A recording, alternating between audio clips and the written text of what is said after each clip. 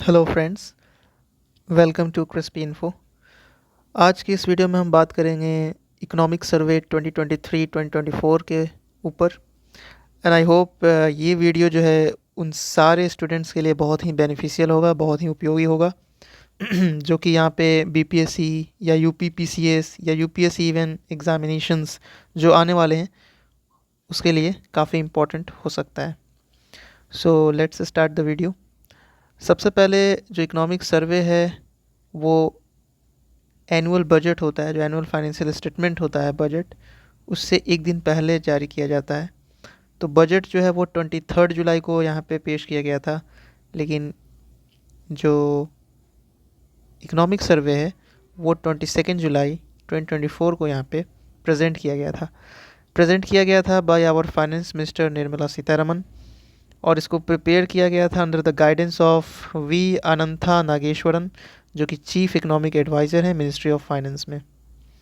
Economic survey जो है वो 1964 तक बजट के साथ ही पेश होता था, लेकिन 1964 के बाद बजट से ठीक एक दिन पहले जो है इकोनॉमिक सर्वे जारी होने लगा।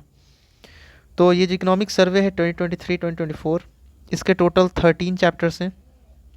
इसको हम चैप्टर वाइज डिस्कस करेंगे और कोशिश करेंगे समझने के लिए कि जितने सारे चैप्टर्स हैं उसमें क्या क्या इंपॉर्टेंट पॉइंट्स है जो कि एग्ज़ाम के लिए काफ़ी इंपॉर्टेंट हो सकता है।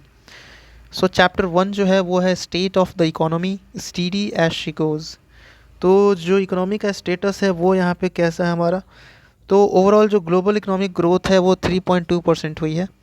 ठीक है, उसके कंपेयर में जो इंडिया का जो जीडीपी ग्रोथ है वो 2024-2025 में 6.5 से 7% तक यहाँ पे अनुमानित है। ओके, अब हम देखेंगे कि जो बहुत सारे सेक्टर्स हैं उनका यहाँ पे कंट्रीब्यूशन कितना है ओवरऑल ग्रोस वैल्यू एडेड में इन द फिस्कल ईयर 2024 में। तो एग्रीकल्चर का जो कंट्रीब्यूशन है वो 17.7% है, इंडस्ट्री का जो कंट्रीब्यूशन है वो 27.6% है, और सर्विसेज का कंट्रीब्यूशन 54.7% है। All right, manufacturing sector growth, जो मैन्युफैक्चरिंग सेक्टर है उसका ग्रोथ यहाँ पे 9.9% जो है वो यहाँ पे रिकॉर्ड किया गया इन फिस्कल ईयर 2024 में।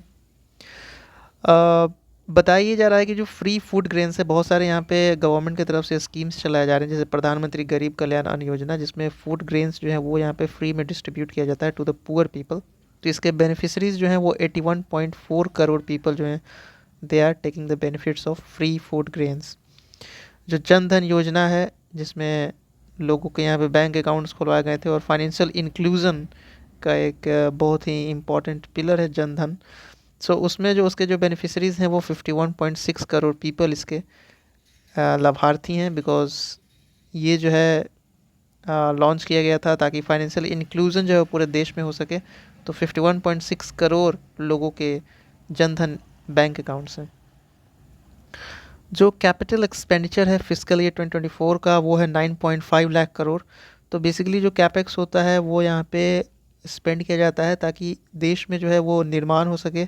For example construction of roads, buildings या और भी इम्पोर्टेंट एसेट्स। तो उसके लिए कैपेक्स के लिए 9.5 लाख करोड़ जो है वो यहाँ पे उसके बाद करेंट अकाउंट डेफिसिट जो है वो है 0.7% ऑफ द जीडीपी। ठीक है, तो 0.7% ऑफ द जीडीपी हो गया आपका करंट अकाउंट डेफिसिट। जो फॉरेन पोर्टफोलियो इनफ्लो हमारे देश में आया वो है 44.1 बिलियन डॉलर, एंड जो फॉरेन डायरेक्ट इन्वेस्टमेंट है इनफ्लो वो 26.5 बिलियन डॉलर। तो एफडीआई जो है वो एफपीआई से कम है। एफपीआई जो छोटे इन्वेस्टर्स होते हैं फॉर कम समय के लिए आते हैं and they invest and then market के अकॉर्डिंग वो फिर चले जाते हैं। सो ये 44 बिलियन डॉलर आया था। जो इंडिया का सर्विसेज एक्सपोर्ट है, सर्विसेज सेक्टर में हमारा एक्सपोर्ट कितना है वो है 341.1 billion dollar in fiscal year 2024। Chapter 2 को हम देखेंगे। चैप्टर 2 में जो है वो है monetary management and financial intermediation stability in the watch board. तो जो मनी मैनेजमेंट कैसे है उसके ऊपर हम देखेंगे। तो Indian stock market 5th largest stock market है by market capitalization. Gross NPA जो है वो है of agriculture, gross NPA ratio of agriculture वो 6.5% है, ठीक है। Non performing asset of ratio of agriculture. Project nexus जो है वो यहाँ पे आरबीआई की तरफ से लॉन्च किया गया था। इसमें क्या था कि जितने भी आसियान कंट्रीज़ हैं उनके साथ जो है हम लिंक करेंगे, इंडिया जो है वो लिंक करेगा अपने फास्ट पेमेंट सिस्टम को बाई 2026 तक। और ये जो 4 आसियान कंट्रीज़ हैं वो हैं Malaysia, Philippines, Singapore and Thailand. तो ये 4 कंट्री के साथ प्रोजेक्ट नेक्सस जो है वो आरबीआई की तरफ से लॉन्च किया गया था। 2026 तक इनके जो पेमेंट सिस्टम्स हैं उनके साथ हम लिंक कर लेंगे। जो ओवरऑल यूपीआई ट्रांजैक्शन वैल्यू हुआ था फिजिकल ईयर 2024 में वो 200 लाख करोड़ के ऊपर हुआ था, लगभग यूपीआई ट्रांजैक्शन। और आरबीआई का एक फाइनेंशियल इंक्लूजन इंडेक्स है, उसमें ये बताया गया है कि इंडिया का जो स्कोर है वो 64.2 है। जैसे कि मैंने अभी बताया, फाइनेंशियल इंक्लूजन जैसे जन धन अकाउंट खोलना और भी जो है लोगों को मेन स्ट्रीम लाइन में लाना ताकि वो फाइनेंशियली जो है वो आत्मनिर्भर बन सकें। और ये जो है 64.2 है, that is the RBI financial inclusion index. Chapter 3 में जो है वो है यहाँ पे prices and inflation under control. तो जो इन्फ्लेशन है वो यहाँ पे कितना प्रोजेक्टेड है या फिर कितना कंट्रोल में है उसके ऊपर यहाँ पे बात की गई है। तो प्रोजेक्टेड जो रिटेल इन्फ्लेशन वो अनुमानित है 5.4% तक जो है वो यहाँ पे इन्फ्लेशन रहेगा। और 6 स्टेट्स में जो है सिर्फ 6% से ऊपर जो है इन्फ्लेशन दर्ज किया गया, जैसे हरियाणा में, राजस्थान, ओडिशा, तेलंगाना, मणिपुर एंड त्रिपुरा। तो ये सारे स्टेट्स में जो इन्फ्लेशन है वो 6% से ऊपर। बाकी जितने सारे स्टेट्स हैं इनके अलावा तो उनका जो है 6% से नीचे ही इन्फ्लेशन रहा। और उम्मीद यही है कि आने वाले समय में जो इन्फ्लेशन है उसको और कम किया जा सके, क्योंकि हमारा टारगेट भी है जो है 5.4% का। इंटरनेशनल मॉनेटरी फंड का जो इन्फ्लेशन प्रोजेक्शन है इंडिया के लिए वो है यहाँ पे 4.6% इन 2024 एंड 4.2% फर्दर इन 2025, ठीक है। एक भारत आटा ब्रांड के नाम से जो है वो यहाँ पे फ्लोर आटा जो है वो यहाँ पे लॉन्च किया गया था। वो 27.5 पर केजी के हिसाब से बेचा गया। उसी के साथ साथ भारत राइस जो है वो 29 रुपीज़ पर केजी के हिसाब से बेचा गया, ताकि जो नॉर्मल मिडिल क्लास पीपल हैं वो अफोर्ड कर सकें और वो इस तरह से जो है बेनिफिट पा सकें इस तरह के भारत ब्रांड आटा एंड राइस का। तो ये सब प्राइसेस इन्फ्लेशन कंट्रोल के अंदर जो है वो चैप्टर 3 में इकोनॉमिक सर्वे 2023-2024 में मेंशन है। आगे बढ़ेंगे चैप्टर 4, ठीक है। टोटल 13 चैप्टर में से chapter 4 that is the external sector stability amid plenty. तो जो एक्सटर्नल सेक्टर्स हैं जैसे इंडिया का रैंक वगैरह जो है इसमें बात की गई है। तो ग्लोबल जो एफडीआई है, फॉरेन डायरेक्ट इन्वेस्टमेंट, वो 1.3 ट्रिलियन डॉलर पहुंच चुका है। मतलब overall the total global foreign direct investment इन 2023 के डाटा है यहाँ पे। और इंडिया का जो टोटल एक्सपोर्ट है वो है 776 बिलियन डॉलर। इंडिया का जो डिफेंस प्रोडक्शन है वो है 10.8 lakh crore. India is the second largest footwear production, ठीक है। तो चाइना के बाद इंडिया जो है वो सेकेंड लार्जेस्ट फुटवियर प्रोडक्शन है। India is the 6th largest mobile exporter इन 2022। तो हम जो है वो 6th लार्जेस्ट मोबाइल एक्सपोर्ट करते हैं। हमारे देश में जो मोबाइल मैन्युफैक्चरिंग होता है वो दूसरे देश में जाता है। We are at the 6th position. Telangana जो है वो 30% इंडिया का टोटल फार्मा प्रोडक्शन में कंट्रीब्यूट करता है। तेलंगाना अकेले 30%। कर्नाटका का जो डिजिटल इकोनॉमी है इन्होंने यहाँ पे लॉन्च किया है, कर्नाटका डिजिटल इकोनॉमी मिशन। और ये बोल रहे हैं कि 300 बिलियन डॉलर तक हमारा जो डिजिटल इकोनॉमी है, मतलब कर्नाटका का डिजिटल इकोनॉमी, वो 2026 तक पहुंच जाने की बात कही गई है। 23 वाटरवे जो है वो 2030 तक बनकर तैयार हो जाएंगे। इंडिया जो है सबसे ज़्यादा रेमिटेंस जो है वो यहाँ पे पाता है। जो भी यहाँ के जो वर्कर्स बाहर काम करते हैं और वापस जो इंडिया में पैसे भेजते हैं, वो लगभग 120 बिलियन डॉलर जो है वो 2023 में रिकॉर्ड किया गया, ठीक है। India is the second largest pool of high skilled artificial intelligence big data workers. तो इंडिया के पास सबसे ज़्यादा, सेकेंड सबसे ज़्यादा जो है वो हाई स्किल्ड वर्कर्स हैं, एआई हैं और बिग डाटा वर्कर्स हैं, ओके। जो हमारा फॉरेक्स है, फॉरेन एक्सचेंज रिजर्व, ये जो है वो 653.7 बिलियन था जून 2024 में, जो कि अभी फ़िलहाल नवंबर के लेटेस्ट डेटा के हिसाब से 682.1 बिलियन हो गया। तो हमारा जो फॉरेक्स है वो कंटिन्यूसली इंक्रीज कर रहा है, that's a very good thing for the economy.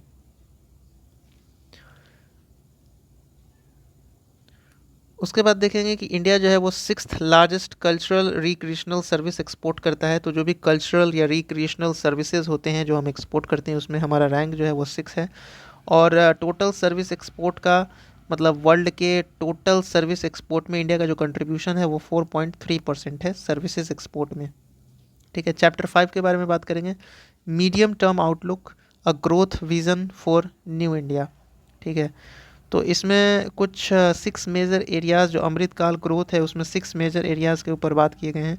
तो पहला है प्रमोटिंग प्राइवेट इन्वेस्टमेंट का बढ़ावा करना है, एक्सपेंशन ऑफ एमएसएमई। ठीक है, एग्रीकल्चर को ग्रोथ इंजन बनाना है, agri as the growth engine. फिर है फाइनेंसिंग ग्रीन ट्रांजिशन, तो ग्रीन ट्रांजिशन के ऊपर हमें शिफ्ट करना है, रिन्यूएबल एनर्जी ये सब। फिर है यहाँ पे पांचवा, ब्रिजिंग एजुकेशन एम्प्लॉयमेंट गैप, तो जो एजुकेशन है और एम्प्लॉयमेंट है उसके गैप को यहाँ पे कम करना है ताकि जितने लोग एजुकेशन पा रहे हैं उतना उनको एम्प्लॉयमेंट भी मिले। ठीक है, सिक्स्थ जो एरिया है अमृतकाल ग्रोथ का वो है focus of capacity building of state, तो जो स्टेट्स हैं उनका यहाँ पे इंफ्रास्ट्रक्चर डेवलपमेंट हो, कैपेसिटी बिल्डिंग हो, ताकि जो है ओवरऑल डेवलपमेंट हो सके। एक और चीज़ यहाँ पे नोटिस किया गया है कि जो 65% ऑफ द टोटल पॉपुलेशन है वो 35 ईयर्स के नीचे है, तो दैट इज़ जो डेमोग्राफिक डिविडेंड है वो हमारा वो काफ़ी अच्छा है।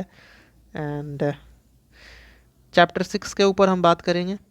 सो चैप्टर 6 जो है वो आपका क्लाइमेट चेंज एनर्जी ट्रांजिशन के बारे में बात करता है। सो जो ओवरऑल पावर कैपेसिटी इंस्टॉल्ड है हमारे देश में वो है 442.8 गीगावाट एज ऑफ नाउ, 30 अप्रैल 2024 तक का ये डेटा है। तो 442.8 गीगावाट जो है इंस्टॉल्ड पावर कैपेसिटी है, जिसमें कोल का जो कंट्रीब्यूशन है वो 210 है, 210.97 गीगावाट। सोलर जो है वो सेकंड है, 82.64 gigawatt. Big hydro electric 46.93, wind energy 46.16 gigawatt, gas 24.82 gigawatt. Chapter 7 में हम आते हैं social sector benefits that empower, तो जो सोशल सेक्टर स्कीम है खासकर जो एम्पावरमेंट करता है पीपल को, तो उसके ऊपर बात की गई है चैप्टर 7 में। सो इसमें जो एफडीआई टॉप रेसिपिएंट स्टेट है 2023 में वो महाराष्ट्र सबसे ज़्यादा फॉरेन डायरेक्ट इन्वेस्टमेंट रिसीव किया है, सेकंड पे कर्नाटका एंड थर्ड पे गुजरात। तो ये रैंकिंग जो है वो काफ़ी इंपॉर्टेंट है फॉर द एग्ज़ाम, सबसे ऊपर जो है वो महाराष्ट्र है। 10,000 जन औषधि केंद्र मतलब 10,000वां जो जन औषधि केंद्र है वो एम्स देवघर में लॉन्च किया गया। तो overall we can say that कि 10,000 जन औषधि केंद्र जो है वो यहाँ पे बनाए जा चुके हैं। जन औषधि केंद्र बेसिकली बना था ताकि जो दवाइयाँ हैं वो सस्ते दाम पे अच्छी क्वालिटी मेडिसिन जो है वो यहाँ पे प्रोवाइड किया जा सके लोगों को। इंडिया का जो रिसर्च एंड डेवलपमेंट है खर्च वो 0.64% ऑफ द जीडीपी है। तो इंडिया जो है वो 0.64% ही खर्चा करता है overall of the GDP on research development and innovation, जबकि चाइना उसके कंपेयर में हम देख सकते हैं 2.41 जो है वो यहाँ पे खर्च करता है। तो अभी भी ये काफ़ी लो है और इसके लिए अनुसंधान नेशनल रिसर्च फाउंडेशन बिल जो है वो भी पास किया गया था ताकि research and development and innovation में जो है वहाँ पे हम अपना कंट्रीब्यूशन दे सकें। जो सेक्स रेशियो है बर्थ का वो है 930। ठीक है, विज्ञान ज्योति स्कीम जो है वो 2020 लॉन्च किया गया था to address under representation of girls in science and technology for the class 9th and 12th। तो जो भी गर्ल्स का जो रिप्रेजेंटेशन है वो यहाँ पे बढ़ाना है साइंस एंड टेक्नोलॉजी फील्ड में क्लास 9 से 12 क्लास के बीच। जो गर्ल्स पर्टिकुलरली गर्ल्स के लिए ये जो है स्कीम लॉन्च किया गया था विज्ञान ज्योति, ताकि उनका जो है वो इंटरेस्ट बढ़े in the science and technology, particularly girls empowerment के लिए ये है। ठीक है, पॉवर्टी के लिए अगर देखा जाए तो जो ओवरऑल पूरे देश में जो सबसे ज़्यादा गरीब हैं उसमें तमिलनाडु का कंट्रीब्यूशन सिर्फ 1% है, मतलब 1% से भी नीचे लोग जो है ओवरऑल इंडिया के जो गरीब लोग वो तमिलनाडु में हैं। जबकि सबसे ज़्यादा कहाँ पे हैं तो यूपी में 25%, देश के सबसे ज़्यादा जो गरीब है वो 25% of the total poor people lives in UP, जबकि बिहार में 20%। सो ये दोनों स्टेट्स को यहाँ पे काफ़ी they both have to go a long way. Chapter 8 जो है वो employment skill development towards quality. ठीक है। तो अनएम्प्लॉयमेंट रेट जो है वो हमारा घट के 3.2% जो है according to the economic survey आ चुका है। युवा एआई, ठीक है, ये हमने लॉन्च किया, एक नेशनल प्रोग्राम है स्कूल स्टूडेंट्स का, और ताकि वो रिस्पॉन्सिबल जो एआई है उसको रिस्पॉन्सिबल तरीके से समझ सकें, उसको यूज कर सकें, ठीक है। तो इसका जो फुल फॉर्म है युवा एआई का वो है यूथ फॉर उन्नति and Vikas with AI. PM Vishwakarma योजना जो है वो यहाँ पे लॉन्च किया गया था, ताकि जो भी स्किल्ड वर्कर्स हैं उनके बीच जो है टूल किट्स यहाँ पे डिस्ट्रीब्यूट किया जा सके, ताकि उनका जो काम है वो इंटरनेशनल स्टैंडर्ड्स तक पहुँचे और उनको जो है ट्रेनिंग वगैरह भी प्रोवाइड किया जाए। तो ये ओवरऑल 18 ट्रेड्स के ऊपर जो है वो लॉन्च किया गया है। नाउ मूविंग ऑन चैप्टर 9 में, चैप्टर 9 जो है वो एग्रीकल्चर एंड फूड मैनेजमेंट के ऊपर है, plenty of upside left if we get it right. तो एग्रीकल्चर का जो जीडीपी शेयर है वो 18.2% है करंट प्राइस के हिसाब से। यूरिया गोल्ड जो है वो यहाँ पे लॉन्च किया गया था, एक तरह का फर्टिलाइज़र है जो सल्फ़र डिफिशियंसी हो जाता है क्रॉप्स में, तो उसको दूर करने के लिए यूरिया गोल्ड जो है वो यहाँ पे लॉन्च किया गया था। इंडिया का जो रैंक है ओवरऑल फिश प्रोडक्शन में ग्लोबली वो है 3rd, ठीक है।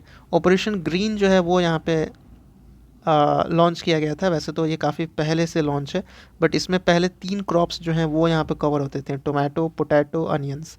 लेकिन अब जो है 22 क्रॉप्स को भी शामिल कर लिया गया है, जिसमें से 10 फ्रूट्स हैं, 11 वेजिटेबल्स है और 1 श्रिम्प जो मछली है उसको भी यहाँ पे इंक्लूड कर लिया गया है। तो 3 से यहाँ पे 22 तक आ गए हैं ऑपरेशन ग्रीन के तहत। नाउ चैप्टर 10 के ऊपर हम बात करेंगे। चैप्टर 10 में industry small and medium matters के ऊपर है, जिसमें फार्मा इंडस्ट्री जो है वो बताया जा रहा है कि 3rd लार्जेस्ट बाय वॉल्यूम हो चुका है ओवरऑल वर्ल्ड में। जो हमारा इंडिया का फार्मा इंडस्ट्री है वो 3rd लार्जेस्ट है और इसका कंट्रीब्यूशन 50 बिलियन डॉलर है, ठीक है। 50 बिलियन डॉलर जो है वो फार्मा इंडस्ट्री में कंट्रीब्यूशन है हमारा। जो हमारा टेक्सटाइल इंडस्ट्री है वो 2nd लार्जेस्ट मैन्युफैक्चरिंग है इंडिया का, और टॉप 5 एक्सपोर्टिंग कंट्रीज़ में भी हम आते हैं, ठीक है। सो ओवरऑल टेक्सटाइल में हमारा रैंक 2nd है, एंड एक्सपोर्ट के मामले में जब हम बात करें तो टॉप 5 में हम शामिल हैं। टेक्सटाइल को ही बूस्ट करने के लिए यहाँ पे पीएम मित्रा पार्क्स जो है वो इस्टेब्लिश किया जा रहा है, जिसमें 7 पीएम मित्रा पार्क्स जो है वो 4,445 करोड़ के लागत से लॉन्च किया जाएगा। और ये देख लेते हैं कौन कौन से स्टेट्स में ये पीएम मित्रा पार्क्स इस्टेब्लिश किए जाएंगे। तो तमिलनाडु, तेलंगाना, कर्नाटका, गुजरात, महाराष्ट्र, मध्य प्रदेश, यूपी, ठीक है। Sorry. Moving towards the next chapter, that is chapter 11, जिसमें सर्विसेज सेक्टर के ऊपर बात की जा रही है। So services fuelling growth opportunity. तो सर्विसेज सेक्टर जो है वो हमारे ग्रोथ अपॉर्चुनिटी को और जो है फ्यूल करता है, मतलब और तेज़ी से बढ़ाता है।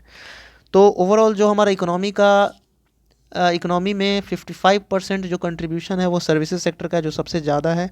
एंड इंडिया जो है 15th एफडीआई इनफ्लो में आता है according to the United Nation conference trade and development report 2024। इसमें एक वर्ल्ड इन्वेस्टमेंट रिपोर्ट जो है वो जारी करता है UNCTAD, और उसमें बताया गया कि इंडिया का जो रैंक है वो 15 था एफडीआई इनफ्लो में, ठीक है। Ministry of road transport and highway ने यहाँ पे 4E स्ट्रेटजी लॉन्च किया है, जिसमें रोड को यहाँ पे और अच्छे से बनाना है, उसको और जो है सस्टेनेबल तरीके से आगे बढ़ाना है। सो इंजीनियरिंग को इम्प्रूव करना है, इन्फोर्समेंट अच्छे से हो, एजुकेशन जो है वो इम्पॉर्टेंट है, और emergency care. So this is the 4E: engineering, enforcement, education, emergency care.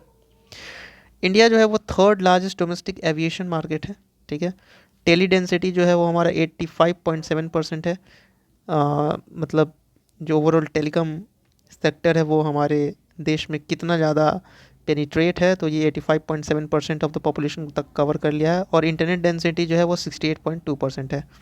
So telephone मतलब कम्युनिकेशन फ़ोन वगैरह 85.7%, इंटरनेट 68.2%। भारत 6G अलायंस जो है वो लॉन्च किया गया था। इसमें बहुत सारे जो प्राइवेट या फिर पब्लिक सेक्टर या फिर जो भी एकेडमिक्स लोग हैं वो यहाँ पे आके कंट्रीब्यूशन करेंगे, ताकि इंडिया जो है वो अपना खुद का इंडिजिनस भारत जो है 6G वो लॉन्च कर सके। इंडिया का जो ई कॉमर्स है वो बताया जा रहा है कि 2030 तक $350 बिलियन तक पहुँच जाएगा। सो ये भी एक इमर्जिंग सेक्टर है। चैप्टर 12 के बारे में बात करेंगे, इंफ्रास्ट्रक्चर, जो कि काफ़ी इंपॉर्टेंट होता है, कैपेक्स इंफ्रास्ट्रक्चर डेवलपमेंट किसी देश के लिए। सो इंफ्रास्ट्रक्चर लिफ्टिंग पोटेंशियल ग्रोथ। तो पोटेंशियल जो ग्रोथ का पोटेंशियल है उसको लिफ्ट करता है इंफ्रास्ट्रक्चर ओवरऑल।